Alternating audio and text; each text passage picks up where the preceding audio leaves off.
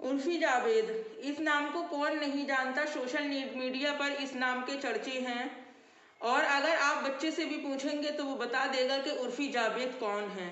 जी हाँ, वही उर्फी जावेद जो एक मुसलमान होने पर गैरत महसूस करती हैं, जो किसी भी मुसलमान मर्द से शादी नहीं करेंगी क्योंकि मुसलमान सोसाइटी में पाबंदियां होती हैं। मुसलमान सोसाइटी में हराम और हलाल में फ़र्क बताया जाता है। मुसलमान अपने घर में अपने बच्चों की परवरिश करते टाइम इस चीज़ को बताता है कि ये चीज़ क्या सही है क्या गलत है, हमें किसकी सुन्नतें फॉलो करनी है और हमें फ़र्ज किस तरह से फॉलो करने हैं। पर इन मोहतरमा को ये चीज़ पसंद नहीं है, वो ये चीज़ गवारा ही नहीं करती कि कोई भी उनकी ज़िंदगी को रोके टोके या फिर कोई उनकी ज़िंदगी में उनकी बातों को, उनकी बुराइयों को उनके सामने लेकर आए।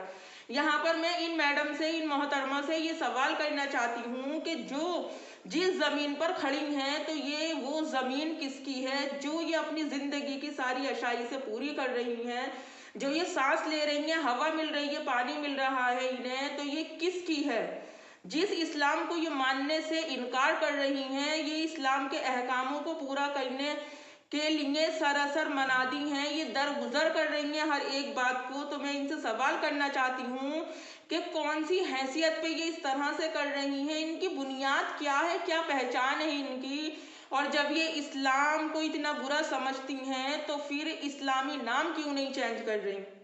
जिस तरह से अभी थोड़े टाइम पहले वसीम रिजवी ने अपना सब कुछ, सरनेम, धर्म, सब कुछ मिटा दी अपनी एक पहचान की वो एक मुसलमान है, तो उसी तरह से उर्फी जावेद, आप क्यों फिर उर्फी जावेद लगाकर घूम रही हैं।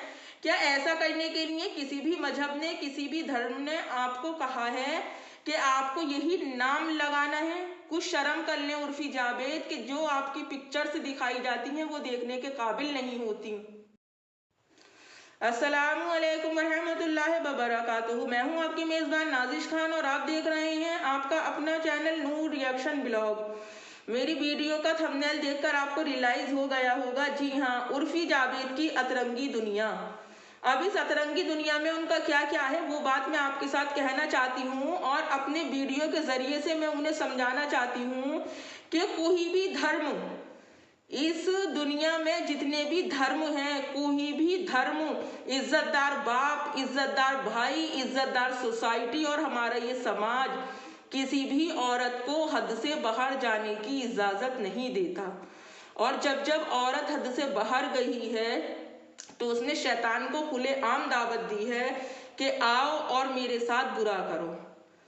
आपको देखने के बाद ऐसा लगता है कि कहीं से भी आपको ना तो मैं हिंदू कह सकती हूँ और ना ही कहीं से मैं आपको मुस्लिम कह सकती हूँ। माना मुसलमान पर्दे को अहमियत देता है, हिजाब के लिए अपनी जान लड़ा देता है मुसलमान, पर उर्फी जावेद, मैंने कुछ अपने नॉन मुस्लिम बहनें और बेटियां इस तरह की देखी हैं कि वो जब सड़क से बाहर निकलती हैं तो उनकी साड़ी में उनका जिस्म ज़रा सा भी बाहर दिखाई नहीं देता। और जब मैं उनको देखती हूँ तो मेरे दिल में ये ख्याल आता है कि ये बहुत ही संस्कारी घर से हैं और इनके घर की बाउंडेशन की, इनके घर में ज़िंदगी जीने की हदें हैं। इनके घर में बताया जा रहा है कि औरत पर्दे में अच्छी लगती है, वो चाहे किसी भी धर्म की हो, बेपर्दे में औरत कभी भी अच्छी नहीं लगती।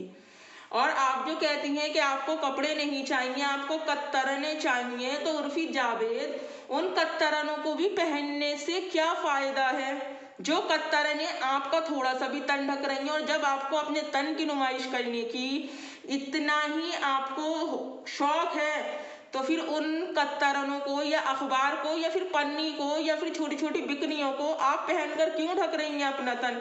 जब ये और आइट साइड से देख रहा है तो फिर इसे सामने से भी देखने दीजिए। क्या कभी आपको आपके अंदर एक औरत होने वाली फीलिंग नहीं आती कि मैं एक औरत हूँ, अल्लाह ने मुझे पर्दे में रहने के लिए भेजा है और मैं किस तरह से ये मीडिया वालों के सामने अपने ही जिस्म की नुमाइश करवा रही हूँ कि अब इस साइड से पोज दे दूँ, अब इस साइड से पोज दे दूँ। कि आप भूल गई कब्र की अंधेरी रातों को? क्या आप भूल गई कब्र में आपसे हिसाब किताब होना है?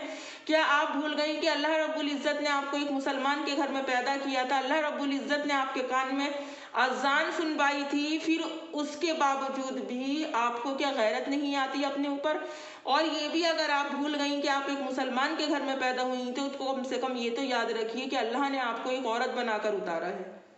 और किसी भी धर्म में जो दकियानूसी सोच रखते हैं वही अपने घरों की औरतों की बेपर्दगी करते हैं, वरना तो औरत वाकई पर्दे में रहने की चीज़ है। फॉर एग्जाम्पल, एक खुली टॉफ़ी जिसका कि रैपर उतार दिया जाता है और एक बंद टॉफ़ी। इस खुली टॉफ़ी में और बंद टॉफ़ी में ये फ़र्क है कि जब उसका रैपर उतार दिया जाता है तो उसकी मार्केट में कोई वैल्यू नहीं रहती और उस पर मक्खियाँ बैठती हैं, और बंद रैपर वाली टॉफ़ी जो है वो हमेशा फ्रेश रहती है जब तक उसका रैपर नहीं खुलता है। तो फिर आप ये आज की जो हमारी माँ बहनें हैं उर्फी जावेद, आप उन्हें क्या पैगाम देना चाहती हैं? आप इस तरह की अश्लील वाली हरकतें क्यों करती हैं?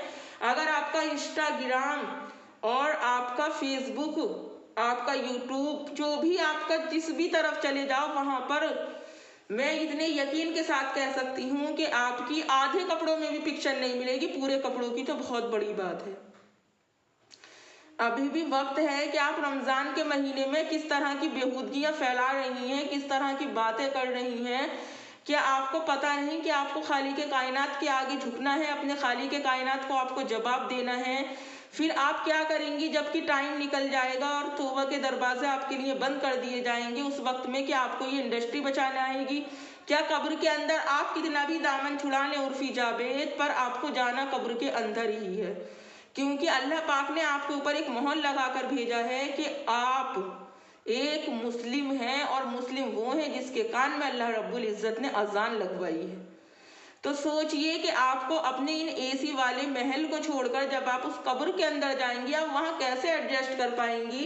क्या आप वहाँ पर भी फरिश्तों को यही चीज़ कहेंगी कि मेरी ज़िंदगी, मेरी मर्जी, मेरा जिस्म, मैं किसी भी धर्म में, किसी भी मुस्लिम धर्म को नहीं मानती, क्योंकि मुस्लिम धर्म वाले नालायक होते हैं, अपनी बहन बेटियों को पर्दे में रखते हैं, अपनी बहन बेटियों की इज्जत नहीं करते, वहाँ पर 1 मिनट में तलाक हो जाती हैं।